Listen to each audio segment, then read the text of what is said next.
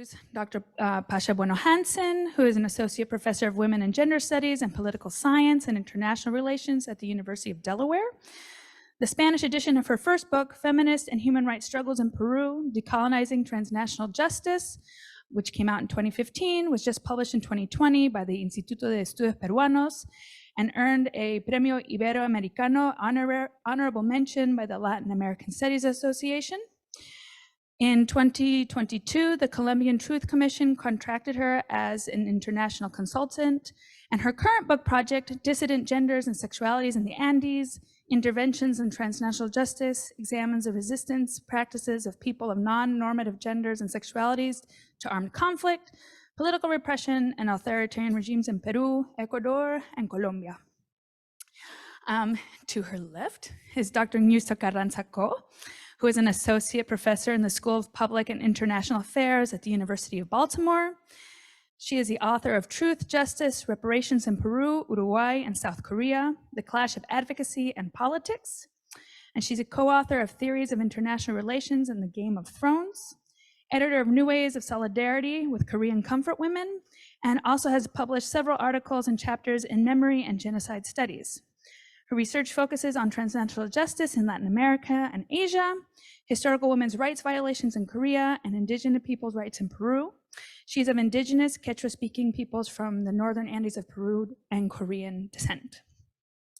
On our screen here, we have Dr. Julieta Chaparro Buitrago, who is a Wellcome Trust Early Career Fellow in Reproductive Sociology at the University of Cambridge.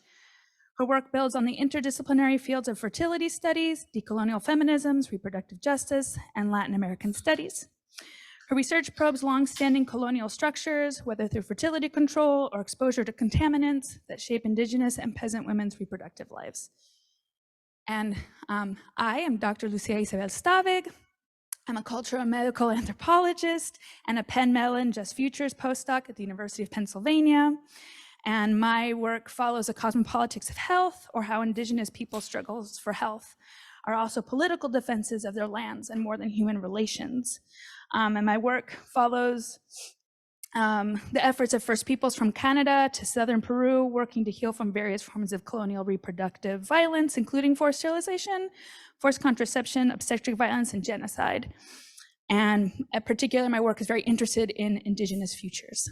So with that, I will pass the word to Dr. Bueno Hansen. Thank you. And thank you, Lucia. And thank you to all of the people who put so many hours of kind intention and effort to make this happen. I'm just very, very, very excited to be in this space and share it with these amazing colleagues. And I also want to just start by lighting this candle for this like very, very humble little offering here of fruit and banana smoothie and apples, and to honor the lives of the people that we're talking about.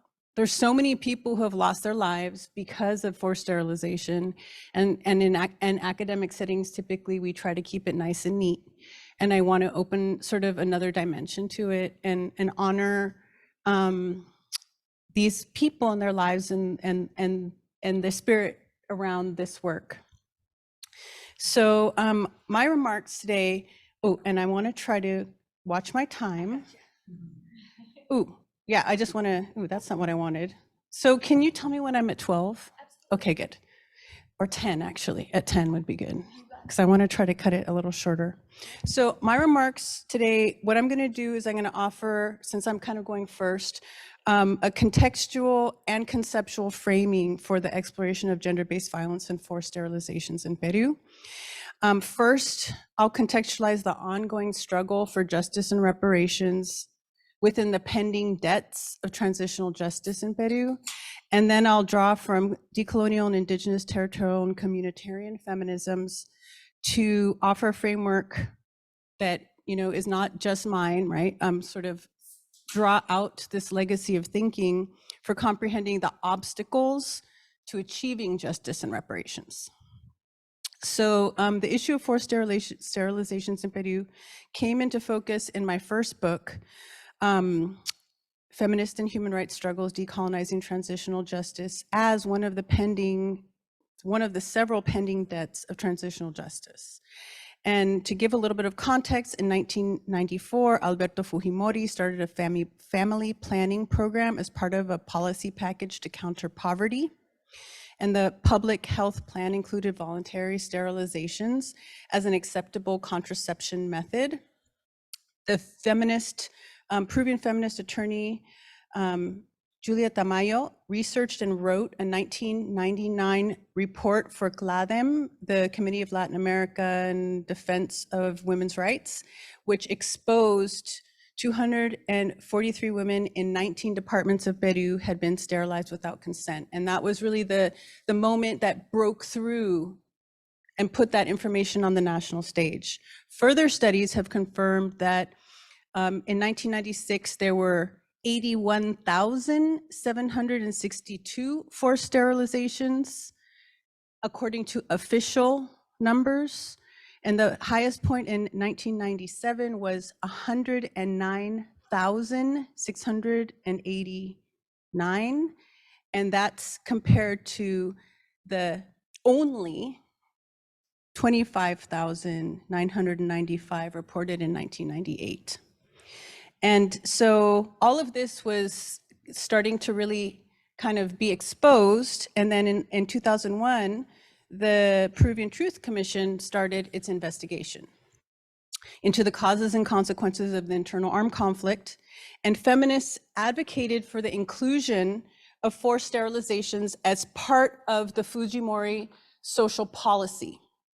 An interview with the commissioner, Sofia Maher, in an interview I had with her, she explained that the commissioners didn't include forced sterilizations because it did not have any logical connection to the conflict or to terrorism. In an interview with Jose Burneo, the chief of the juridical team of the commission, he explained to me that there was no connection to the conflict, so the commission could not incorporate that in its analysis. And of course, it is, of course, a pending debt that he identified. So here, what I want to do with these two sort of very central figures in the Truth Commission is give you a little sort of glimpse into the evidence for which many feminist advocates over a period of time have argued that there is now this false division between gender-based violence perpetrated through family planning program and gender-based violence perpetrated in the form of sexual violence during the internal armed conflict. That it's a forced division that impedes any kind of access to justice and reparations. So given this powerful institutional imposition of that false divide, Narda Enriquez, a Peruvian sociologist who was centrally involved in the feminist advocacy during the Truth Commission investigation, commented to me that the feminists who were really deeply involved in the advocacy during the investigation period had very limited time and energy, right? And you know how truth commissions go, it's like, go, go, go, rush, rush, rush, just force it all in as fast as you can. And there's not really much breathing time. So she explained that their group had to make a really hard call, like where to focus their energies, and that since the 1999 CLADEM report had exposed forced sterilization as an issue and put it on the national stage, that they would place their primary efforts on pressuring for the investigation of sexual violence during the internal armed conflict, since it had not yet been exposed and documented and publicized. So yet, the feminists knew about this problem and argued that this false division needed to be exposed from, the inception of this process of transitional justice. And just to further some of the key details, Alejandra Bayón investigated sort of like the political platform in the 1980s called the Green Plan or the Plan Verde, that proposed a civil civil, military, anti-subversive, and neoliberal government, and that this plan had an objective of biopolitical control to lower the birth rate among certain populational sectors. And what Fujimori did was implement this politics behind a pro-development agenda.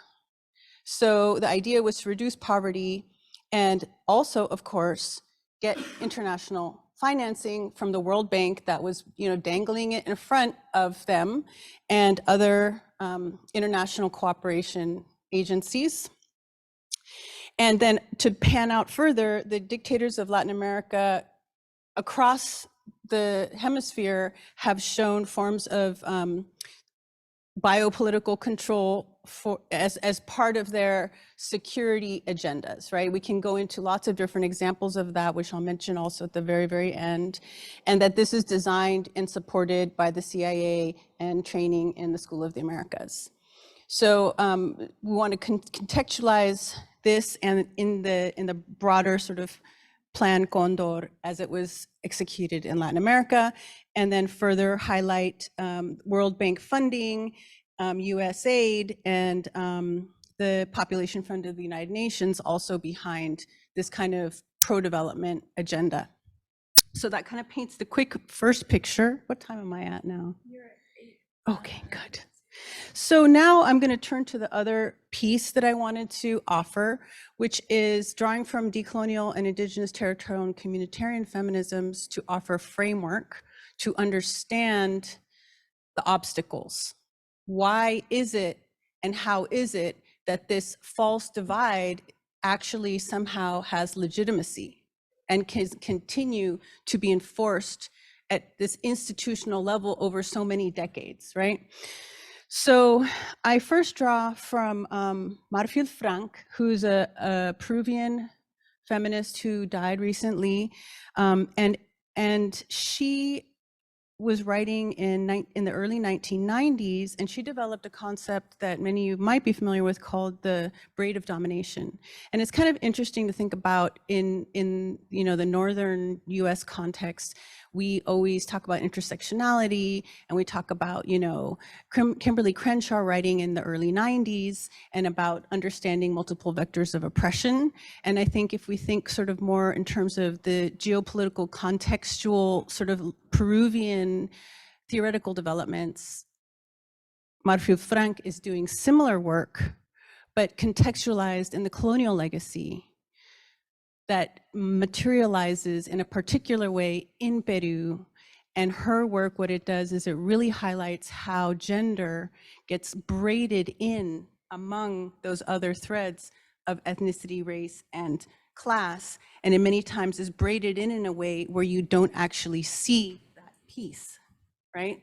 So she wants to make explicit how gender is interplayed with these other components, and how that runs through all of the different sort of institutional and personal realms and relationships of Peruvian society, the public and private divide, the production and reproduction dynamics.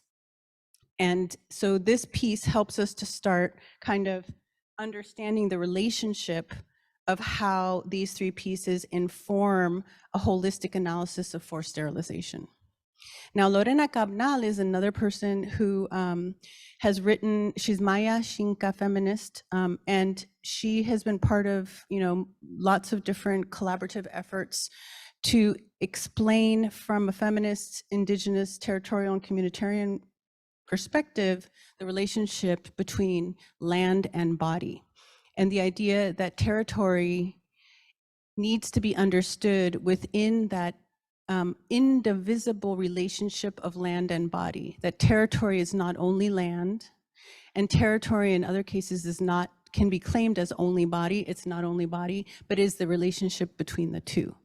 And I want to sort of bring that in as a framework of cuerpo tierra, that helps to create, as she puts, narrate a history that creates epistemic and ontological frictions and causes the logic of colonial patriarchy to be exposed, because when we look at it through this way, we can see how those logics normalize the forced sterilization and other violences that have occurred during the authoritarian regime of Alberto Fujimori.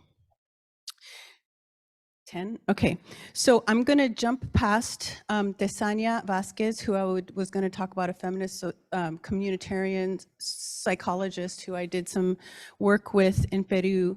And I'm going to jump to panning out to the historical context. And I want to speak for a few moments about Ana Correa, who's part of the Grupo Cultural Yuyachcani in Peru. And she shared with me a reflection about anti-colonial struggles, and she researched deeply for one of her productions the answer of the King Carlos III, the answer that he gave to the uprising in 1780 in Cusco, the uprising of Tupac Amaru II and Micaela Bastidas.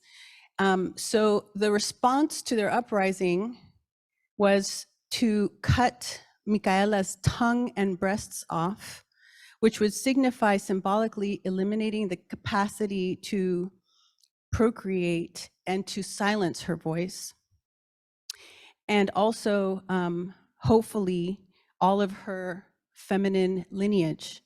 In total, what they did was they took all of her female lineage from granddaughters to grandmothers, which was a total of 92 people, and made them walk from Cusco to Lima in chains.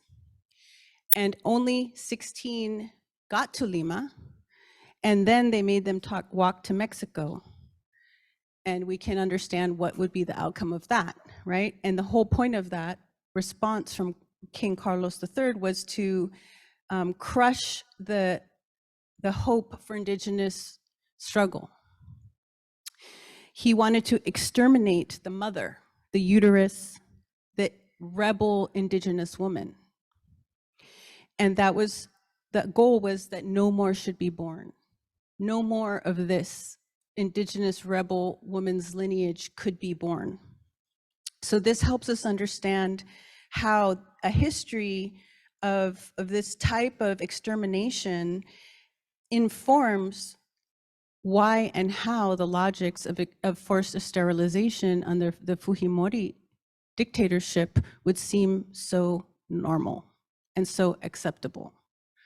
I won't go into too much more detail there, but I just want to tie it up a little bit with thinking about how there's so much more to say about the work of many, many more people, but I want to tie this together to say that these sort of analyses of patriarchal and colonial logics are what maintain this false division, what allow this false division to seem so appropriate because of its ability to separate and categorize different types of violations and different types of people and naturalize these hierarchies and who has what share of humanity and who doesn't.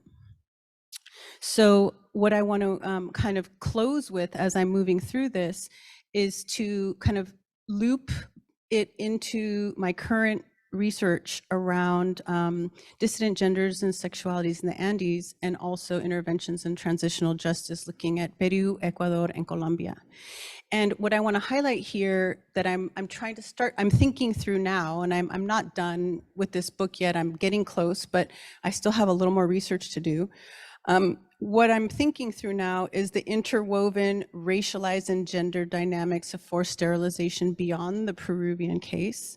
And in the Colombian case, what has come to my attention in my research and conversations is highlighting the cis and heteronormative medical imposition of forced sterilization against trans men.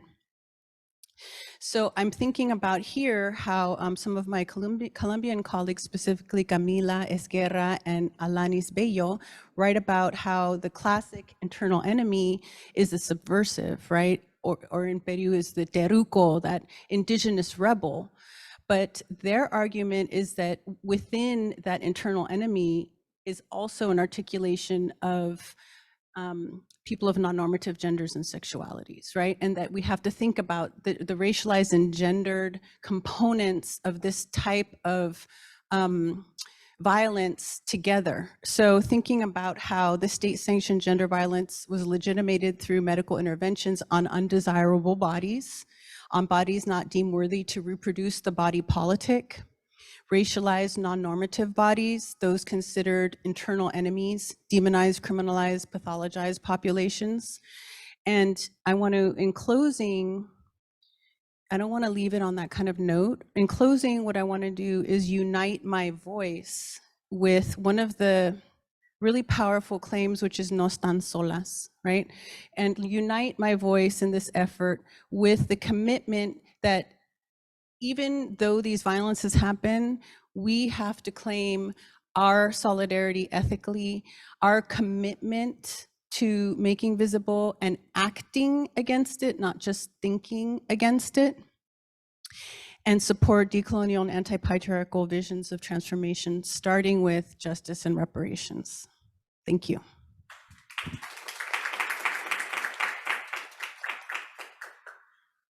Going on to I have my stuff over there. Let me share that. Yeah. There's also a microphone up here if you want. Like I said. Oh, Yeah. so then I can just put here. Okay. Yeah. Share screen. Share this one. Yes, ma'am.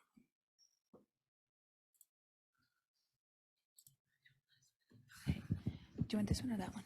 I think, can everybody hear me through this one? I'm pretty short, so I have to modify the mic. Okay. Thank you so much. Thank you for having me here today. I have a list of people to thank, but I'm going to abbreviate. Thank you, Dr. Lucia Stavig. We got to know each other through some of the people that Pasha knows. So it's like a very small circle of people that have been working on this crime, if you will, or regarding indigenous matters for a while. So that's how I met Dr. Stavig. And then obviously Pasha and then Julieta, who's joining us from Zoom. I also wanted to thank Amanda for everything that she has done. It's, people like Amanda that make any kind of organization possible. Also to the University of Pennsylvania and Dr. Tulia Faletti. And everyone who is here today. Thank you so much. So Niusta Carranza-Co from the University of Baltimore just became tenured, so associate tenure, I can say it. Thank you. I said it exactly to generate that particular response to make me feel a lot better. So thank you again for having me today. As has already been mentioned about my past or who I am as a person, let me just do this the normal way. So this is a personal story in the sense that I am half, and this is my positionality, if you will, which is not very common in political science, but they do a lot of it in sociology and gender studies and anthropology as well, to talk about my context as a personal researcher coming into this matter. I'm of Korean descent and also of indigenous Peruvian descent, primarily the Quechua-speaking peoples of the Northern Andes, which is the reason why I always have approached this crime as something that could have happened to my aunt, could have happened to my cousins, because we do still have family, obviously, up in towards the northern part of the Andes. And so I always think about this crime as a possible thing that could have affected me. And anger was a part of the reason why I became interested in this. I was very angry. I was like, why is this happening? Why is this genocidal act happening in the 90s? We're past the period when the Spaniards have come. Like, why is this happening? And why is it just getting unnoticed? And this was the other reason why I think it was also becoming a part of my interest. And this actually goes to what Pasha has mentioned about the research in transitional justice. It's because I was doing work on transitional justice. And exactly as Pasha has pointed out, this was not included as part of the Truth Commission report. And it was something that they could not include, and they do feel bad because it's funny, like we overlap with some of the people that we were talking to. I talked with the president of the Truth and Reconciliation Commission, Salomon Lerner, and he lamented. He said, yes, we should have included, but it was really hard. We had many things that we had to investigate. So it was the same discussion. NGO presidents as well, the past. Pancho Soberon from APRODE, he also mentioned that this was something important, but that could not be included because it did not fit within the political dynamics between the leftist guerrilla forces and the state security forces and the resulting victimhood, which is very interesting, right? I think that in itself has we need to take a moment to reflect upon. I also wondered, and this is just to me being a little bit curious and still somewhat, I guess, critical and somewhat of a revolutionary in thinking this way, perhaps. I also wondered about the internal armed conflict period and the amount of people that have been killed or disappeared, and the majority of them were of indigenous descent, and why we never call that a genocide. But that's a separate question that I'm just going to leave it out here in the middle and leave it as the elephant in the room that we can perhaps reflect upon and that commissioners really don't like hearing. So in my own research, as I was doing my research on this particular crime, I was able to interview some of the people that were also involved in the advocacy efforts. In particular, I was able to interview Ana Maria Vidal, and how she characterized this case is exactly related to what Basha was saying. And this, in part, this is the reason why I loved our roundtable group, because there's so many intersecting and overlapping ideas that we have about a particular, common vision about this case, how this was the trashing of human rights in this case of indigenous women. And in particular, I just want to point out indigenous should be with a capital I. And the trashing of it really got to me. And I guess my background, I'm more interested in legal norms, really wanted to make me argue and challenge myself and come up with an argument for genocide. And I mean, like, not genocide from a sociological perspective and anthropological, which is also important, but I wanted something that perhaps the NGOs could use later on and say, hey, something has been published about the legal normative framework on genocide and can be used in court. So it was with that idea that I started approaching this notion of genocide. And again, as somebody who does a lot of work on international human rights norms, I went directly to the convention, right? So when you're trying to make the argument on genocide, first, international human rights lawyers hate it. So difficult to argue. It's so difficult to prove.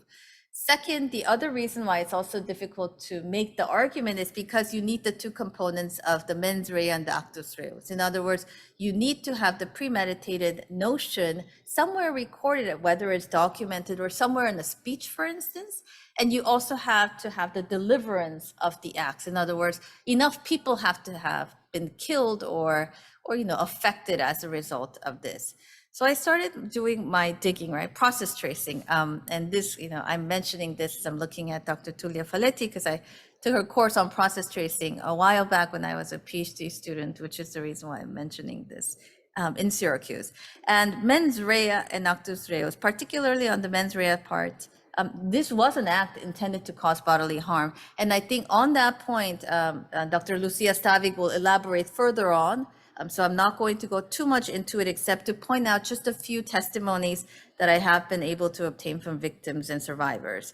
One of the women, her name is Lucia Pinedo Rango, testified saying, I woke up and they told me that I could go back home, but I felt pain and did not know what to do. They did not even give me a pill.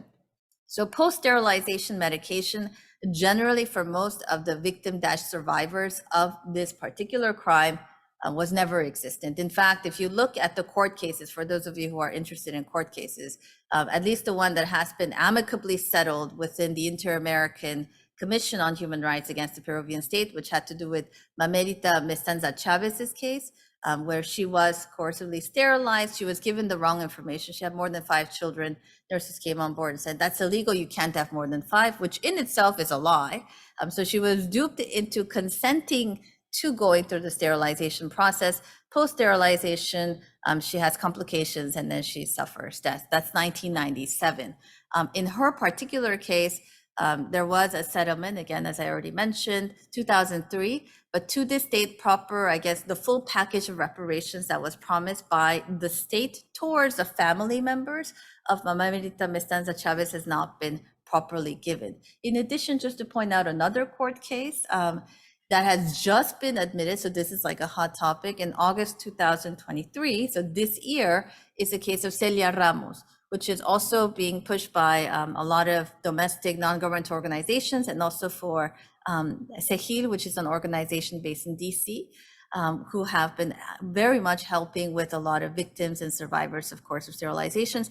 That case was just admitted to the Inter-American Court of Human Rights, that have recognized that just with the Commission's recognition of the amicable, agreement that they had reached with Maria Merita Vicenza Chavez, that it was not enough, which is the reason why it went to court.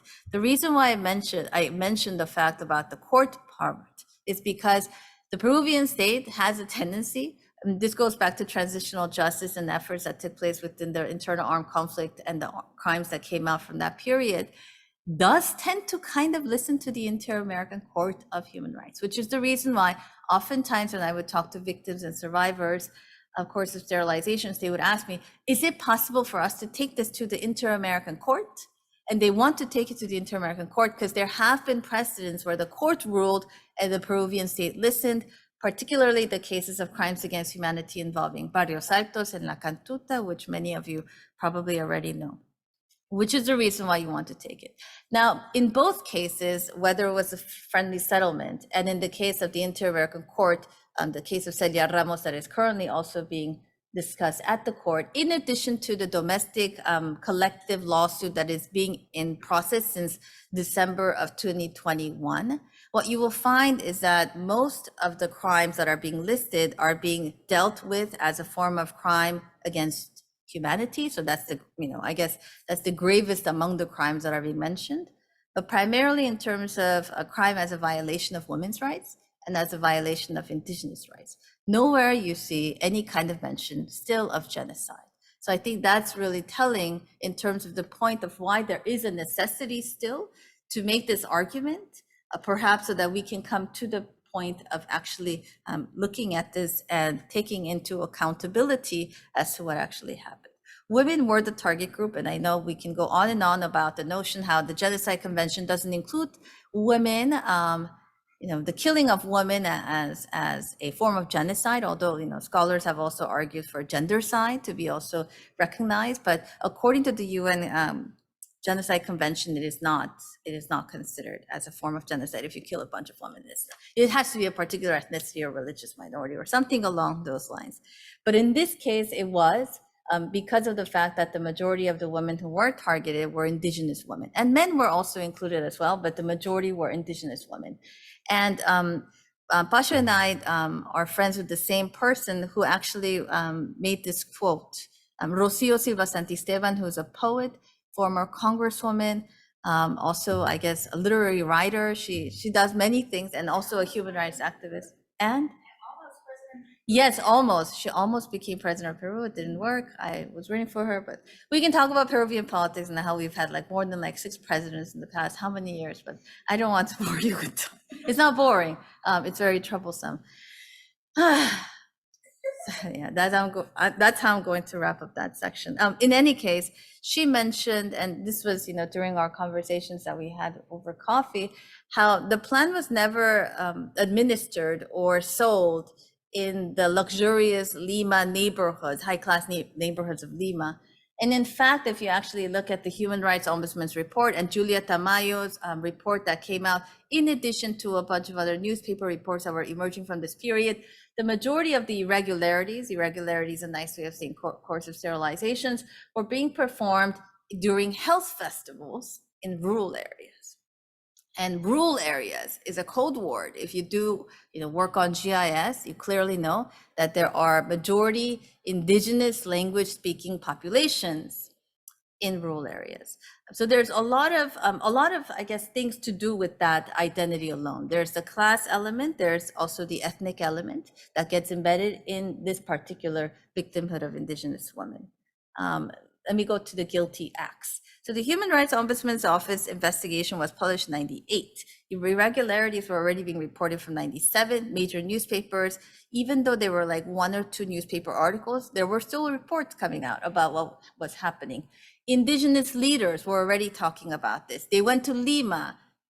Their cause was denied on multiple occasions. And I think Dr. Stavi can probably fill you in with that more information about that. Ministry of Health even issued a response to the Human Rights Ombudsman's report that came out. So there was interaction, meaning that the Ministry of Health was very much aware of what was going on.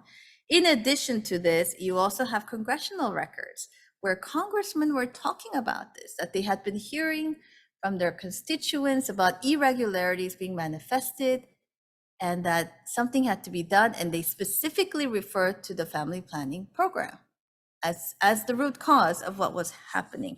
In other words, the government was very well aware of everything that was happening, and yet they carried on, which I think is already a telling sign in terms of what their intent was. Again, documentation is already provided on the intent part and how the guilty acts were carried out in terms of the number of women and of indigenous descent that were targeted. But I do also want to make a clarification that it was not only indigenous women and men, there were also cases of non-indigenous women who were also coercively sterilized. So that's a point I would like to make.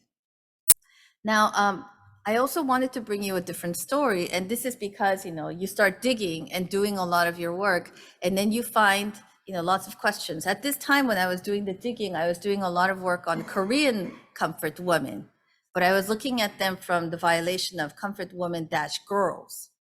So I started wondering, there must have been girls who were also coercively sterilized. This is not something that's clearly defined.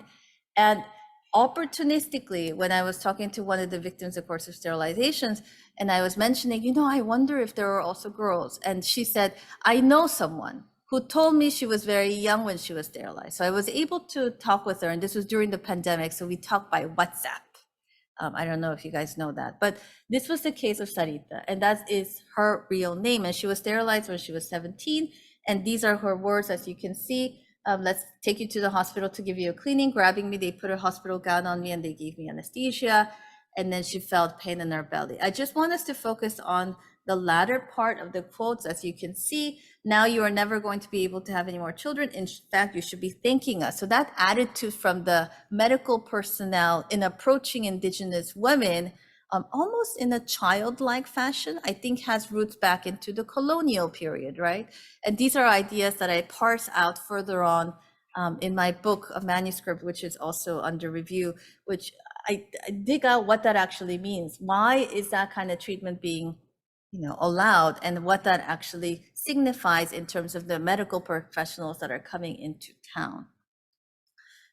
They didn't tell her anything, nothing. I did not know, only that this is what they had done to me at the hospital. And then after that, all was a failure. She felt marginalized. Out of embarrassment, she was marginalized. She has not been living well, not having motivation, and a failure.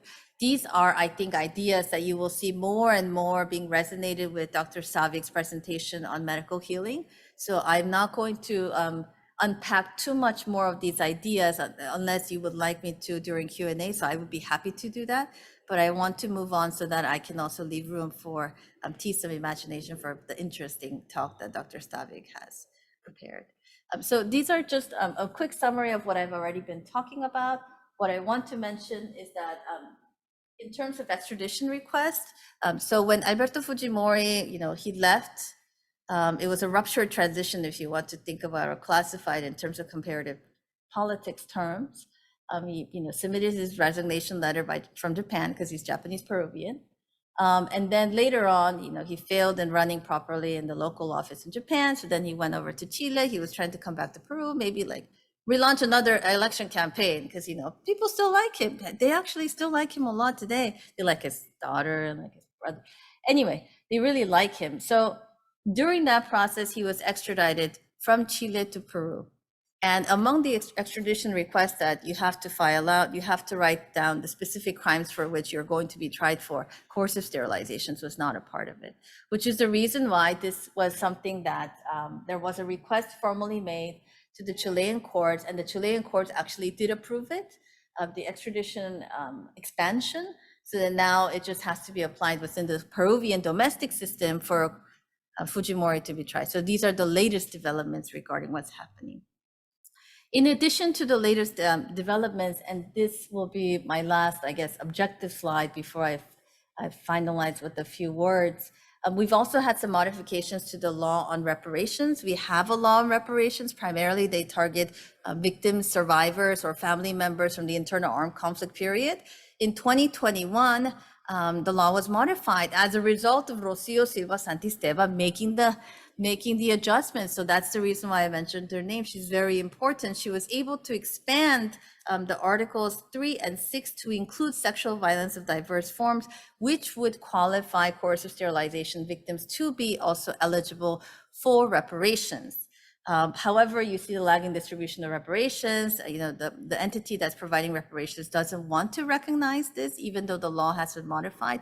In addition to the fact, and this is something that they don't talk about, that to get reparations, if in a perfect world, let's say that you can get reparations as a victim of coercive sterilization, you have to be registered in the registry of victims of coercive sterilizations. And the registry requirements are that you need an official identity card, the NAE, and a birth certificate, and a baptism certificate, and all these extra things. Only 40% of indigenous peoples in Peru have a DNAE. So I think that probably gives you an idea about the absence of the victim in devising policies. Last but not least, I leave you with this slide about this notion of justice that I'm still trying to unpack in my book, about the needed component of a reflection of justice, but justice that we have to think about as it pertains to victims and indigenous women and other victimized women, and not justice as how we in the legal system would interpret it to be. So I will leave it at that. Thank you.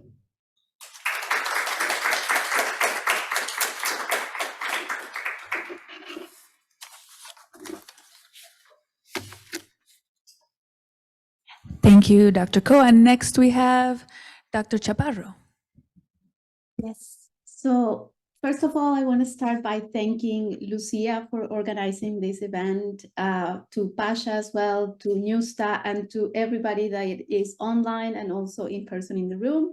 I'm sorry I couldn't go to the US. I am currently in the Netherlands, so I'm happy to be able to join and share some of my thoughts online. If something the pandemic left us is that we are able to create these hybrid events and we can all connect and facilitate conversation, even if we are geographically located in different places. So thanks a lot for the opportunity. And I think, and I also want to thank Amanda and everybody who was involved in the organization of this event. So thanks a lot for that.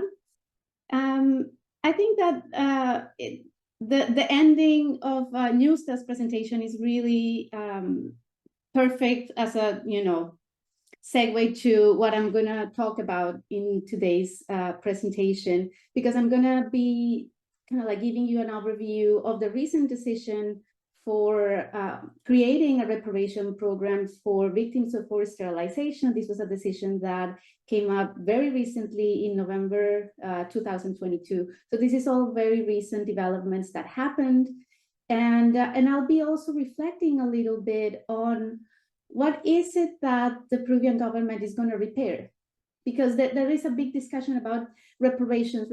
Okay, what is a reparation? Discussions about symbolic reparations, financial, economic reparations, all these things. But at the same time, we need to have a kind of like a more careful reflection on what it is that we want people to be compensated for, and what kinds of harms are we taking into account when we talk about it, and when, in collaboration with the victims themselves and survivors, a plan comes to life and opens the possibility for these kinds of programs to become a reality.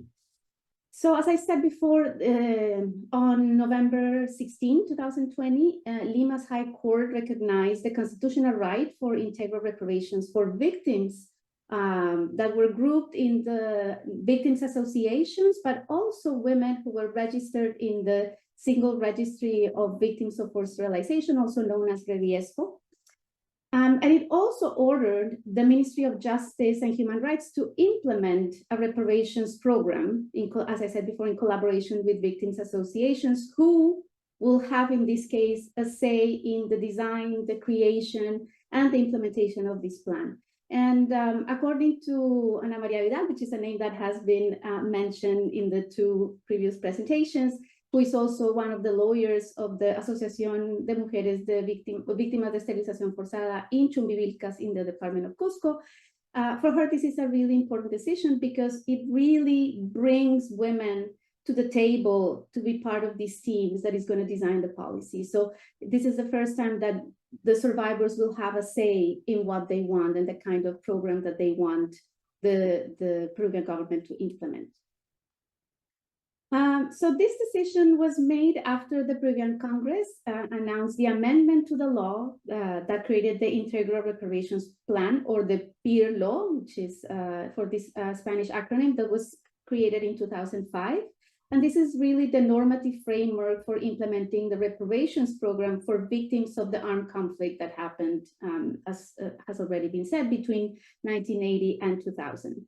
This amendment to the law was introduced by Congresswoman at the time, Tania Pariona, who was from the Department of Ayacucho, who was actually one of the hardest hit departments during the period of the violence. And as Nusta already mentioned, this amendment to the law modifies 3 articles, Article 6 and Article 3, including what are the modalities of violence that are recognized, and also who is a victim. So in this case, for example, the law expands the category of victimhood to consider individuals and groups of women that were subjected to sexual violence in its broadest sense. So not only rape or sexual violence, but understanding sexual or violence in a much broader sense. And according to GREF, which is the Forced Sterilization Reparations Oversight Group, the modification of the PIR law should allow the incorporation of people, or women and men, who were affected by forced sterilization. The question, as I said, is, why, considering the coexistence of the cases of forced sterilization and the violence that was committed in the period of 2 decades, why were the cases excluded? And I think we have already heard some of the thoughts that Nusta and Pasha, which already wrote a book talking about this, gave us an explanation. But still, I want to provide other interpretations that can also add to this discussion. So as we already know, the Truth Commission was created in 2001 to investigate the processes, facts, responsibilities of terrorist violence and human rights violations that were produced between May 1980 and November 2000, whether these are imputable to terrorist organizations or state agents. But what is interesting is by 2001, it was already clear that the cases of forced sterilization constituted a human rights violation.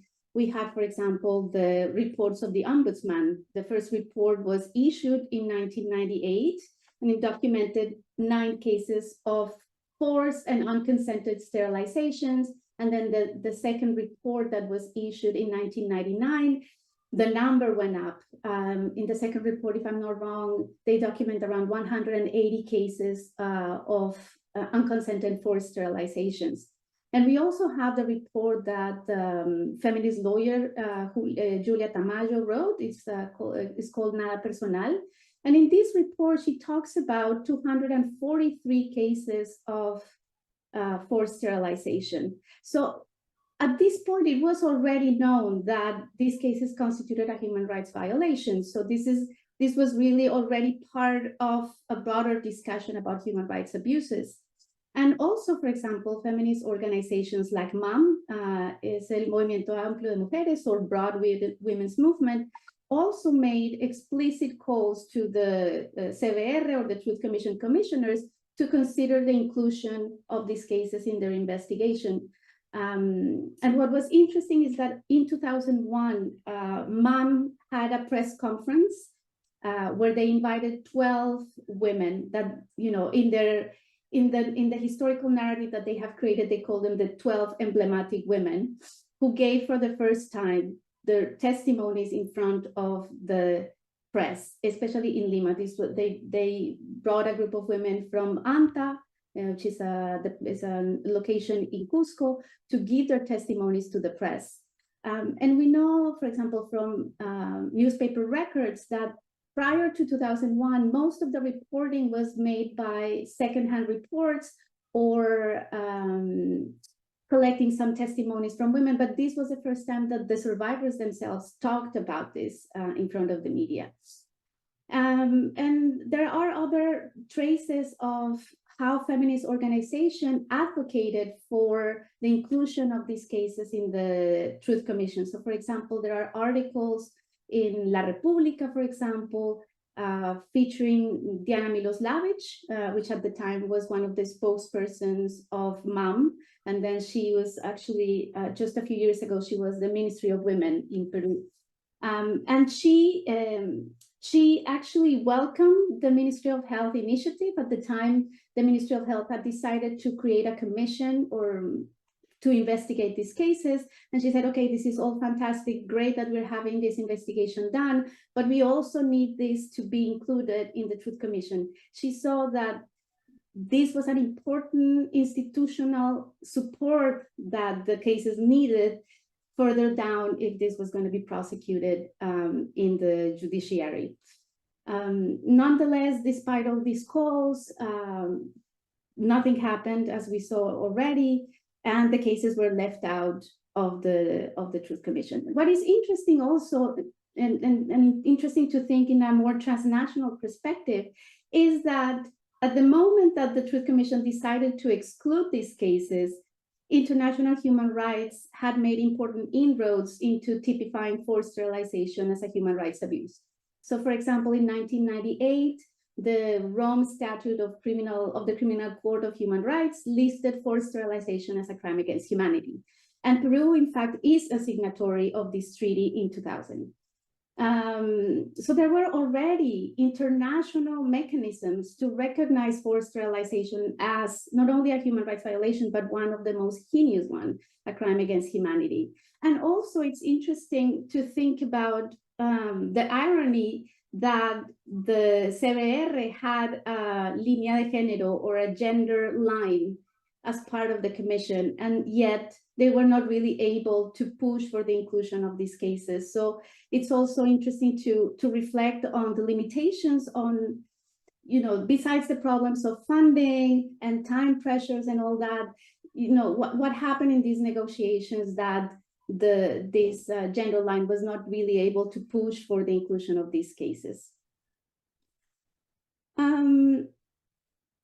So I wanted to also maybe provide two possible explanations, and I think that this speaks back to some of the ideas that Pasha already shared with us for the exclusion of the cases. As we know, the Commission initially recognized various forms of sexual violence, including forced prostitution, forced marriages, sexual slavery, forced abortions, forced pregnancies, and rape. But in the final reporting, it focused almost exclusively on the latter, on sexual violence. And as anthropologist Kimberly Tatum has told us already, even when a commission includes a very broad definition of sexual violence, it may result in a narrow definition of the gender dimensions of war. And then we see how there's this narrowing understanding of the gender dimensions of war only to rape, then excluded other possibilities for documenting other forms of abuse that were happening at the same time. And I'm not going to delve too much into this, but for example, this false dichotomy that Pasha talked about, as she describes in her book, the commission really building on these dichotomies of public-private or political and criminal or war and peace became the epistemological principles through which questions of violence and its relation to gender were conceptualized. So forced sterilization, in a way, was perceived as they already said, disconnected from the war, so it had nothing to do with the armed conflict and the subversive violence that emerged in the Andean region and then expanded throughout the country. And it was also not considered a form of political violence, right? It was instead probably perceived more as a private issue, right? Or at best, a public health issue that didn't really have any place in the Truth Commission. So I think there is a bit of a discussion as well in how we make a case for the connection between the cases of forced sterilization and the context of the armed conflict. Some people, for example, Alejandra Bayón argues that the forced sterilization campaign was a national security issue I don't really have the evidence to make that kind of argument.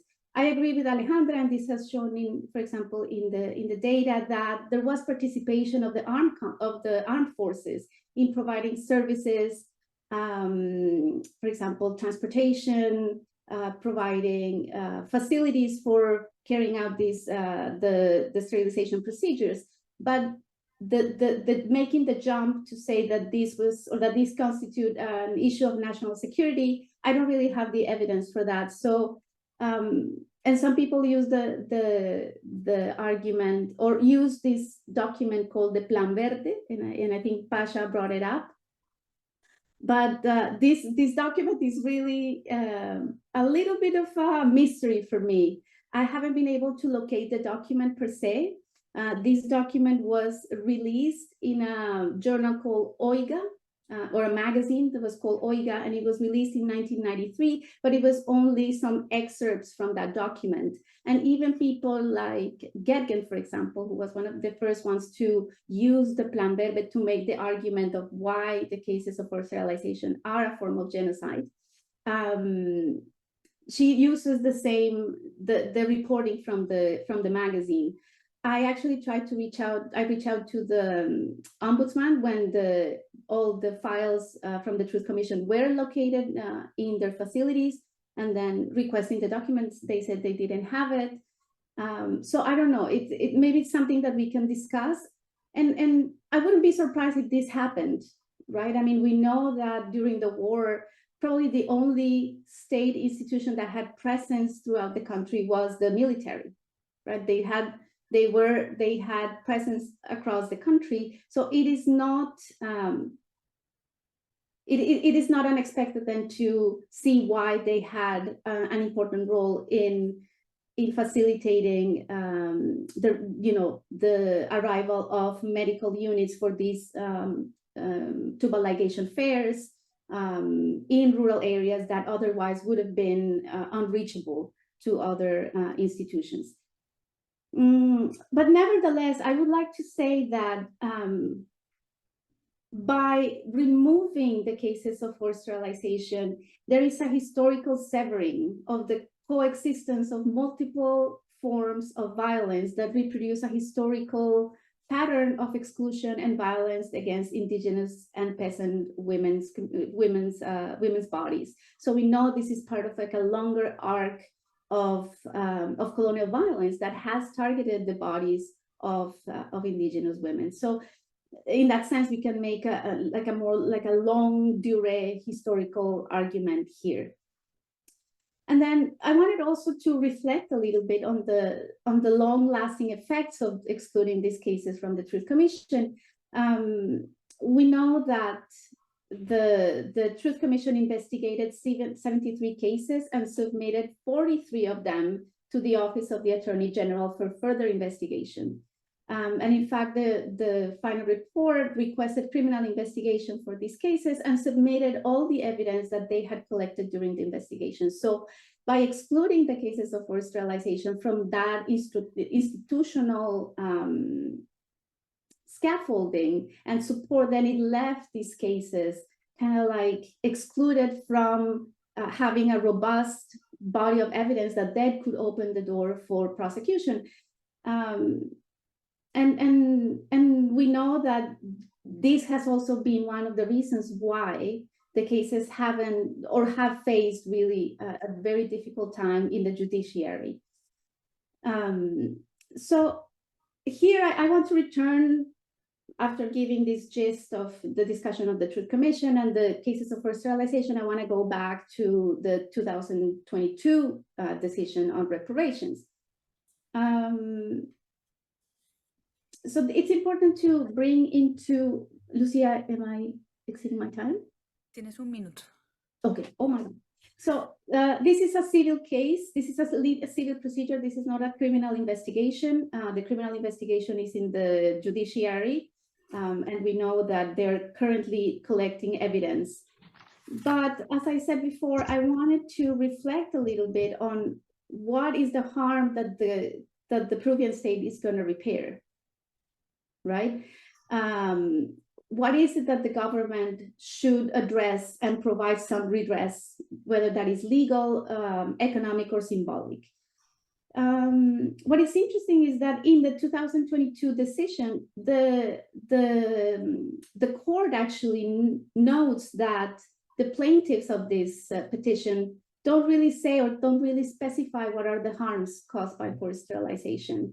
They briefly mentioned that possibly forced sterilization caused some harm or affected women's lives projects, but there is a need for further investigation. And I think, or I see that the work that we are all doing and all the other people who are working on these cases are providing, in collaboration with Indigenous and peasant women, providing a more robust understanding of what are the harms that are produced. But I also want to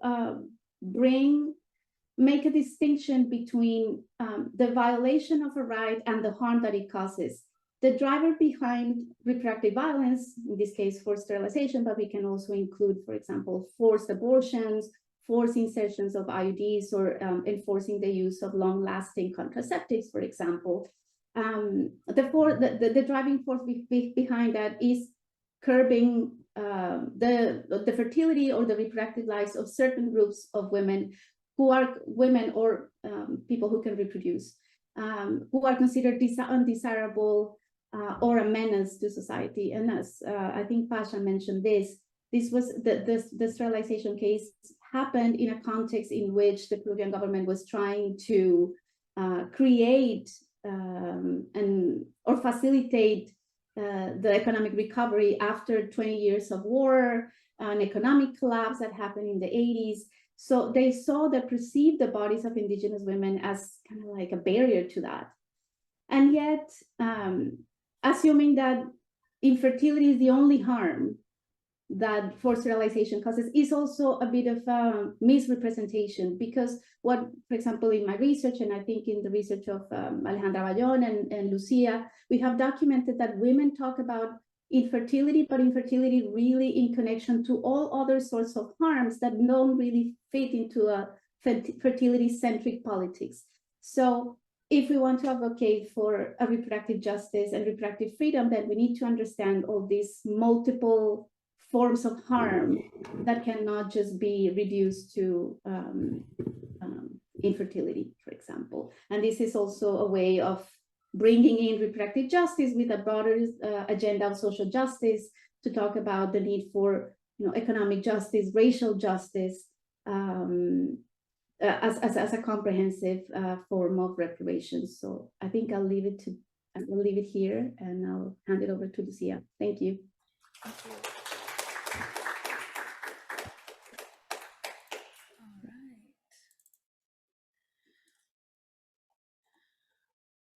Indeed, my work starts where Julieta's leaves off. So my name is Lucia Isabel Stavik. I'm a medical anthropologist. I'm also Peruvian American, and my parents actually met in Cusco, and I grew up in and out of Cusco. So when I learned about the forced sterilizations, it really affected me and my own story. So I want to share with you a little bit today about the work I do with a healing center called Mosohpakari Sumakausai, or A New Dawn for Good Living, that is run by Ilaria Sucowamang, which we'll talk about in a little bit. We've already talked a little bit about the background. According to MINSA, the Ministry of Health Studies, a total of 314,000 people were sterilized, 289,000 of which were women, and a startling 92.5% of those were Indigenous women or Native women from the Amazon. As we've talked about, the surgeries themselves were often rushed, undertaken on sanitary conditions, and sometimes without anesthesia. And women were told it was un cortecito más, just a little cut, and went back to their very laborious work, and sometimes tearing sutures and other things. So they have many health problems that they've been dealing with until this day. So, whoops. There we go. But as Julieta was talking about, we want to understand the forced sterilizations not only as a human rights violation, which it unequivocally is, but when we're talking about harms and their reparation, how can we understand what those harms are? How can we understand how people live these? I have had the wonderful opportunity to work with First Peoples from Southern Peru all the way to Southern Alberta. And one of the striking things, even though there's so many cultural differences, one of the striking things and similarities is how people understand bodies, sources well-being, and wellness in general. So I got really interested in this. I got really interested in being like, you know, there's something a little more here than just harm in a bodily sense. So I came to look at the figure of Ayllu in the Andes, which is a more than human community of which humans are only one thread of a larger weaving, as Marisol de la Cadena talks about, but it's quite true. We come and see the reciprocal relationships between humans, plants, animals, earth beings like apus, which are mountain sacred beings, cochas, lakes, puquios, or water, eyes of water, water springs, I should say. You start to see this really dynamic ecosystem of health that comes together through these interdependent relationships, which in Runa or Quechua ethics are conceptualized as Aini. In a lot of anthropological work, Aini is usually talked about in terms of this reciprocal labor, but Christopher Van Vliet made this wonderful connection, which is saying, no, it's also mutual care. You know, there's also something about this reciprocity going on. So what happens, for instance, when forced sterilization happens, when this circulation of care gets literally cut?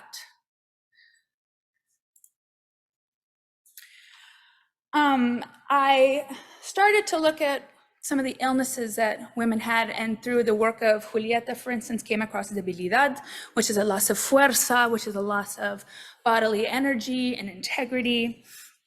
But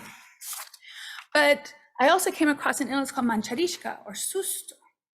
Now, susto is a really interesting illness because it's an illness, what's called an illness of the land. And an illness of the land is one that marks the breakdown of relationships in Ayllu, in community. These illnesses can take the form of, like, again, susto, they can take the form of huayrashka, which is a wind sickness, but they mark a social breakdown. And this is in contradistinction to illnesses like they were called enfermedades de la tierra, or enfermedades de Dios, which are like infections, viruses, things like that. So mancharishka, for instance, is marked by fear, depression, insomnia, anxiety, nerves. And one of the most illustrative moments, I was writing around Hilaria Supawamang, who is she's a Runa lideresa and also an ex-congressperson of Peru. And I'd gone to visit her in 2018. And we were writing around, I said, hey, Hilaria, you know, I know these women are really sick, and like, given the symptoms that they have, do you think they have PTSD? She goes, of course they do. Of course they do, but what you call psychology, we call spirituality. These women have had a susto. Their spirit has been knocked out of them. So what does that mean? How do you heal that?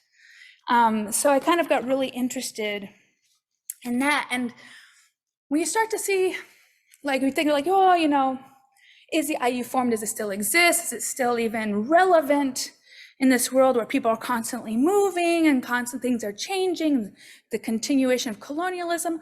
Well, in their health it is.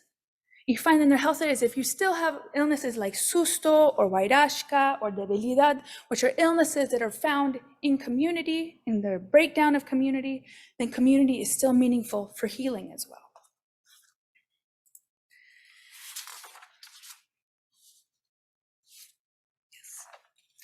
So one of the things I wanted to talk about in terms of this healing is how you might go about it. So I've been spending time, as I said, with Hilaria Supawamang at a healing center that she and collaborators have created, again, called A New Dawn for Good Living. Now at this center, they use a lot of different healing modalities. They use biomedicine, which we call allopathic medicine, psychology, but also acupuncture, massage, And then curanderismo, so herbal medicine and other spirit medicine, and Andean shamanism, or bringing in pacos. All these things together. And what's very interesting about this, like, how do these things hang together? Because they're all so different. We could say, like, how does this work into a traditional healing center? Well, they all serve to help reconnect the person who has mancharishka, who has susto, with themselves, with their communities. And they do so through several different modalities. But I think it's really important to note, what do I mean by being cut from their community, right? Well, these women obviously were literally cut, right, in their bodies. And in Andean medicine, a cut to the abdomen on a woman is considered inherently energy robbing. This is because the abdomen, la madre, the uterus, it's considered the center of her vital power. So a cut to this part of the body is really detrimental to her health. Moreover, because it's detrimental to her health and causes usually what Julieta talked about quite at length in her dissertation, is debilidad, this loss of fuerza, which translates into not being able to help reproduce, not only biologically, but also socially and spiritually. She's cut out from the circulation of life, which is in essence the sacred. The sacred is in the Andes a reproduction of what is allowed to be able to reproduce life. So they've been cut out of this larger system. So how do you get that back? Again, I'm gonna show you a workshop that we did this summer with Ilaria and 8 women as a kind of a pilot project. But I really wanted to highlight that by facilitating reconnection and sharing traditional knowledges at this workshop, it not only aids individual healing, but also serves as a catalyst for what Leanne Simpson calls radical resurgence, or the creation and sustenance of indigenous, in this case, Runa futures. And the defense of that world of health is what I'm calling the cosmopolitics of health, really defending what it is that makes life possible and makes wellness possible. So at this workshop, these 8 women came, and they all brought something with them, whether it be wood, whether it be some sort of food, something to share. You never come empty-handed in the Andes, and you never sit on your laurels either. So the first thing they did was start peeling potatoes. And I realized as I sat together talking about things as mundane as how to cure chickens, or wayward husbands, or, problems they're having with their children, realizing just being together already was a tonic. Being able to be in a space where they could share their stories, where they knew that people understood them, and they wouldn't question their experience, was already a balm to their being. Excuse me. And the other part of this, in terms of the food aspect, is it, and when you're trying to make relations in the Andes, food is a huge part of it, called commensality, co-feeding, right? And so what is interesting, and one of the reasons you bring in the more than human world as well, is it is not just your human kin that you feed. When we talk about, again, what women weren't able to do when they couldn't cook, or they couldn't help reproduce their families and their communities' everyday lives, was something as simple, for instance, as making chicha. Chicha is corn beer. And when people drink corn beer, usually when they're working real hard, there's 1 cup usually that's served. Someone pours a bit of their drink to the Pachamama, says salud to everyone else, and then drinks. So within that one act, you're already invoking the earth beings that are around you, your kin who's around you, and you're feeding the earth as well, who you're saying, we are kin, we are part and parcel of the same body, shared body.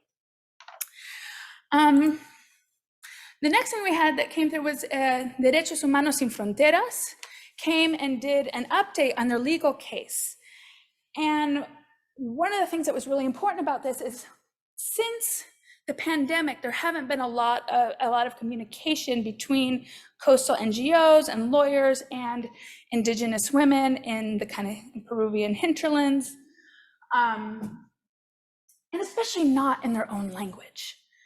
So these 2 lawyers came who are themselves Quechua speakers, and took 2 hours, which is an eternity in legal time if we think about billing hours and all those sorts of things, to explain the case. And also for women to be able to give feedback about what's happening. Why are our avisos, or our calls to court, not coming to us directly? Why are they going to the heads of our communities who are not sympathetic?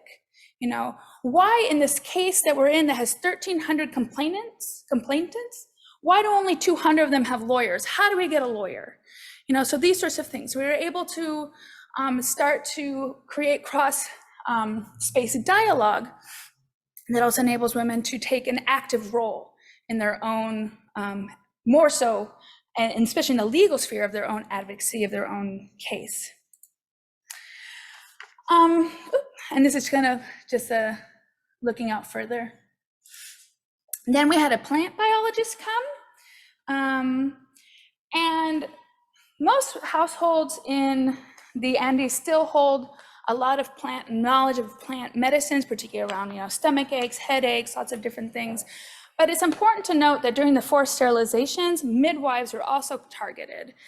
Now, midwives don't only deliver babies in the Andes, they also are holders of herbal knowledge. And so when midwives went underground, so did a lot of that knowledge was dispersed. So one of the things the center is trying to do is to help women and others reconnect to some of that knowledge, be able to share it with their families and themselves, and also in that way also reconnect to plants, reconnect to the world around them.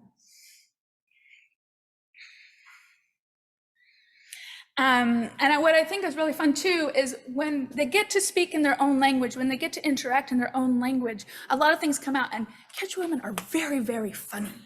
They're very funny. So we had a lot of, you know, just lateral discussions, which doesn't usually happen in a lot of the workshops that at least I've witnessed, and a lot of laughter, which is beautiful to see.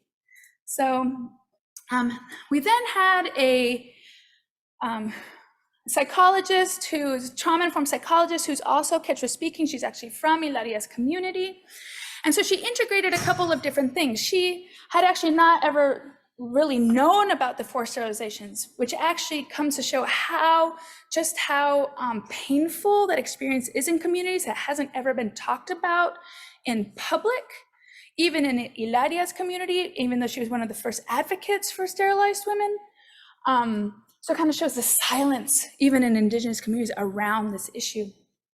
But she learned about it and she knew what it would mean for a woman to not be able to reproduce biologically, socially, spiritually within this context. So she was able to kind of help women, not only in the sense of just like your kind of normal run-of-the-mill psychological things like, you know, dealing with anxiety, dealing with depression, but also dealing with family dynamics, you know, within Runa households. But I wanted to show you a little activity she did about, she likens ruminating thoughts, those thoughts that just won't go away, to worms that are tunneling through your body, just like worms tunnel through potatoes. So here she has them do a little dynamic. Maybe. No? Okay, fine. That's cool. To just say, she's like, you know, you take it, she says, tengo un gusano. You know, and she does it several times and she has them move around. She's saying it's an important thing to move your body too. As you get stressed, you stiffen, you tense up, you don't breathe. So she's like working in a lot of these things that we know about every human body, you know, but incorporating to healing in a very particular Runa sense. She's like, you know, you have this worm, you take it, you look at it, you smell it, you chew on it, you do whatever you want, you throw it on the ground and you stomp on it. And those are your problems. And she says in the video, you give your problems back to the earth, give it away. And this is something that I've seen in several different indigenous healing traditions throughout the Americas too. So give your problems away. Don't hold them in. Give them to the wind, give them to the earth, give them to something that is not you. So yes. So you did total relaxation, which is very nice. And I think what I want to highlight here, the importance of what we see here is not only that you're getting psychological care, but also getting it in Runasimi and Quechua, but then also together. You know, as we've seen, like, for instance, critiques of the kind of Rwanda situation of psychology, where you say, this very famous and maybe overwrought example, but saying, you know, they would take us away and put us in a dark room and have us sit by ourselves and talk about our problems, which is not at all how we would heal. And so we have a similar dynamic here where, like, being on the land and on their own space, on their own terms, speaking their own language and together allows for a different sort of psychological a step towards healing that you might not get on an individual basis. So helping reconnect with self and community at the same time. How am I doing on time? Okay, I will speed up. We also had, I want to say, a pasada de huevo. I don't know, is anyone familiar with pasada de huevo? Yeah, it's kind of a pan-Latin American tradition, but very big in the Andes. They usually use eggs or guinea pigs, and they'll pass it over the patient of the body, or the body of the patient, there we go, to pick up kind of the bad energies. And then, in this case, you crack the egg open, and the egg can be read. Same with the guinea pig thing, you cut the guinea pig open, you can read it. But in any case, so the egg is passed over the woman's body, and very interestingly, in the case of Mama Hilaria, who's not the same Hilaria I was talking about, but a different one, this is Mama Hilaria, she herself was sterilized. And she was a curandera before that. So the significance of her doing this pasada de huevo, when she intimately knows what's going on with these women in their bodies and in their psyches and in their spirits, is very important. So she passes the egg over their bodies, kind of collects the bad energies, and then is able to read what's going on. You know, she's able to say, you know, you have inflammations, you have this, you have that. And every woman had something a little different in their body, but they all had one thing in common, which was susto, which is indexed by, I don't know if you can see the kind of like web-like. So for a curandera, like Hilaria, that is a sign that there is susto present in the body. So how do you treat it?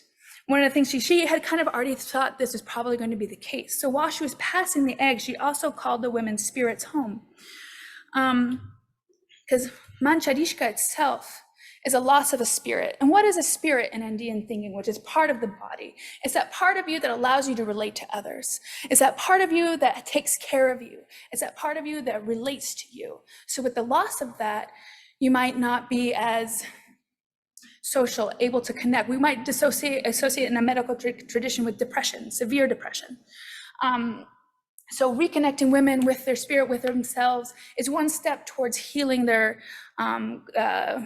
connection with themselves and their communities. And then we then had a despacho. It was a larger ceremony, but I'm not allowed to share most of it. I can share the despacho part with you, but it's un pago a la tierra. It's a offering to the land. And within this,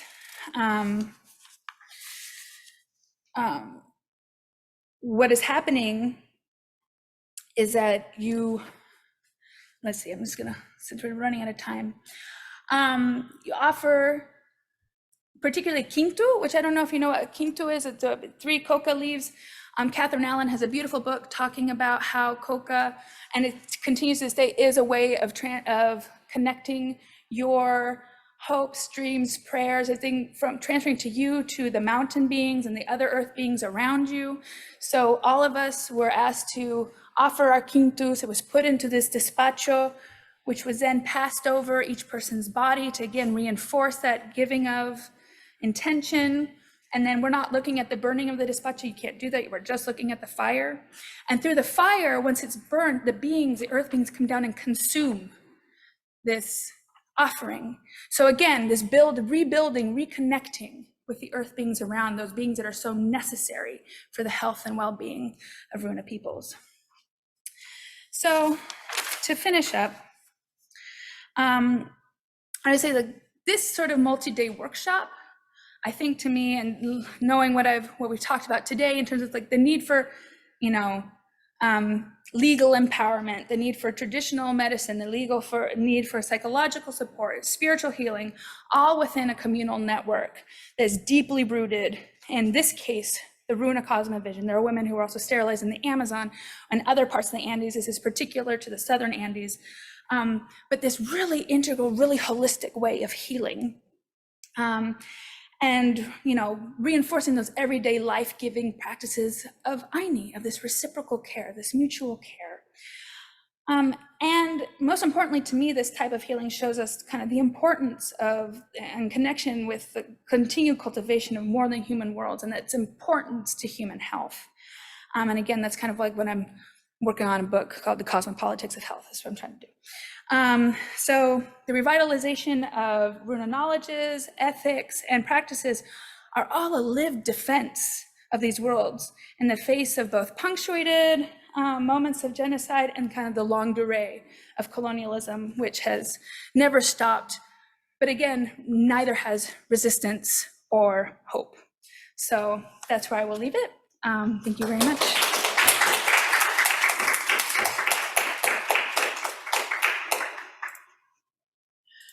Okay. I know we're a little short on time, but perhaps someone would have a question that they would like to ask of the panel. And if you do, we would just ask that you use the microphone. I have a very short question. Maybe it's open to all of you.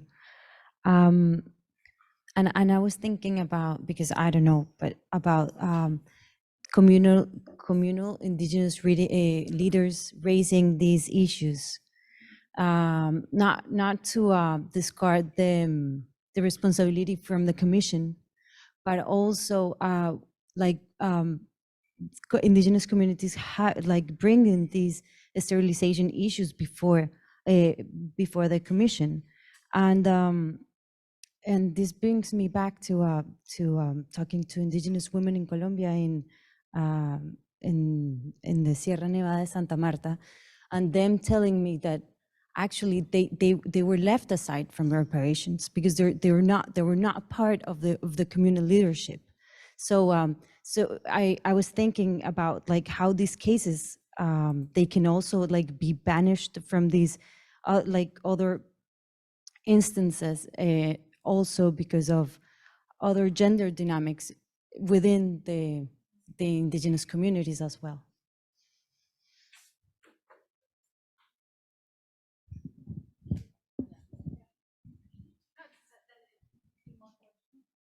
Oh, okay. Yeah, I did have a question though. First of all, I just wanted to say that you are fantastic, all of you. And what you did today was really difficult and really beautiful at the same time. And I really appreciate it. You're awesome, all four of you. So thank you for doing this. And then, I was thinking about, I'm from Argentina and I do work with indigenous communities, but I was thinking on a different type of, discourse on reparations. And I was thinking of, the Commission of Truth about terrorism in Argentina. And I recall reading the testimonies of guerrilleras, which were called at the time like that. And in the initial trials for truth and justice and memory, sexual violence and sexual crimes were not included, right? And they did have a very similar struggle in terms of it's not related to sort of plan to eliminate subversive actions. And later on, and I would say in the last couple of years, more and more trials have incorporated sexual violence as a crime against humanity. So I was just wondering if there is any sort of, in your expertise, if you think that this might be a possible thing for the future, right? If future trials could incorporate this sort of violence and crimes against indigenous women, particularly as crimes against humanity. But mostly, thank you so much. You're awesome.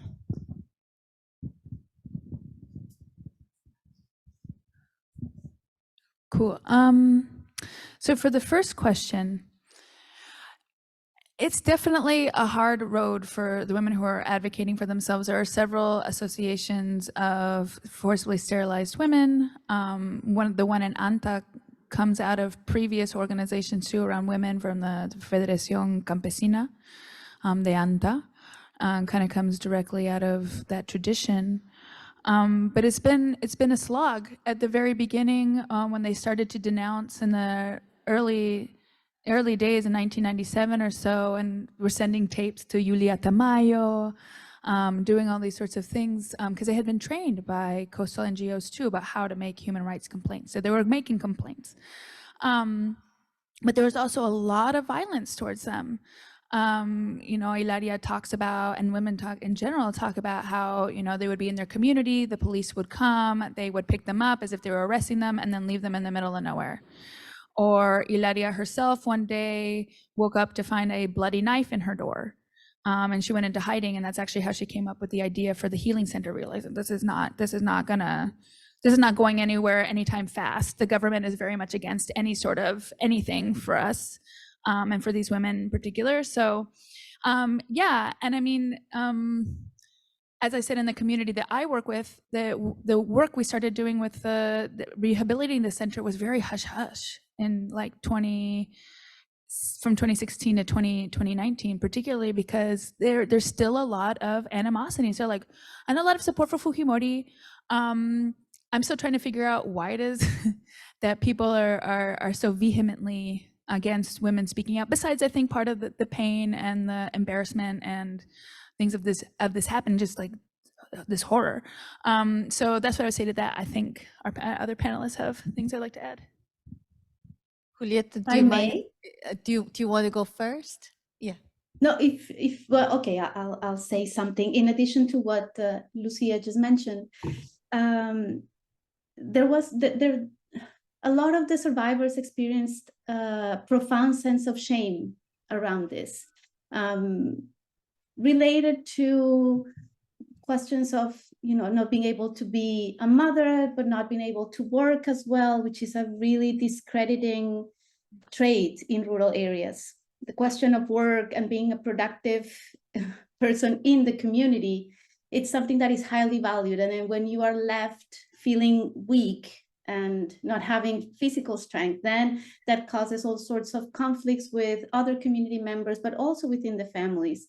And some of the women also report domestic violence, for example, and that is a big issue. So the event that I referred to, the press conference where these 12 women went to Lima and talked about, it was really a big moment in that process of making a public statement about what had happened to them, despite all the shame and all the problems that they had with their own husbands that didn't want them to go. And so there has been a lot of work that feminist organizations, human rights organizations have done with women, and sometimes with partners as well, but less in that area, to be able to come to terms with what had happened, the violence that happened, and all the things that unleashed afterwards in women's lives. Because something that is important to remember is that harm is not something, it's not just simply a cut in the body, it's something that continuously unfolds in people's lives, and people have to negotiate that on a daily basis, even 20, 30 years after this happened. So yeah, and then so the question of domestic violence is quite complicated, and a lot of women report on that. So yeah, I don't know if this answers, and it just adds a little bit to what Lucia just mentioned. Just to go, oh my goodness, just to go off a little bit further on that, it was funny because this is something that Lucy and I had talked about yesterday, and it took me a while, and I went back to the stuff that I had written. In indigenous communities back in the past, originally, if you go back to the historical writings and what was recorded, women had a very relatively equal role in indigenous communities. If you go to the writings of Silvia Cusicanqui, one of the things that she actually says is about the entry of Catholicism and how that also trickled in lots of patriarchal normative markers and standards within society that have then been, manifested and I guess ingrained within indigenous communities as well. So I think I want to point that out. In terms of sexual violence and how women, it's a very difficult thing for women to talk about. I don't think it's only an indigenous matter. I don't think it's only a Latin American woman matter. In fact, in a lot of the research I've done with Korean comfort women, it's the same thing. It's, you know, sexual violence is such a personal violation that infringes upon our own physical being and physical, you know, existence, soul. I mean, the notion of soul loss, which is very interesting. At any point, if you want, if you think about of doing like cultural, like comparative research, that's also something that's also mentioned in East Asian cultures as well.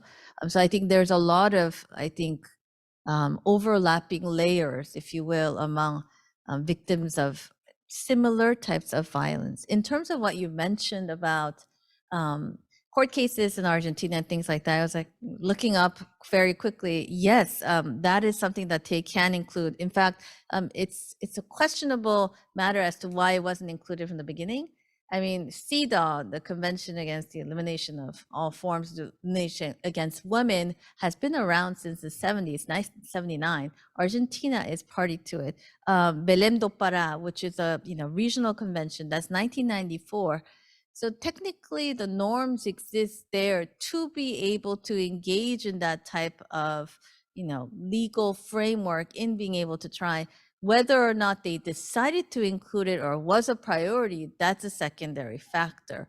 And I think that's the same thing. I mean, one of the things that the Truth and Reconciliation Commission people were saying on the Peruvian front was that it was because people like Sophia Mascher were included in the commission that they were able to push this section to be included.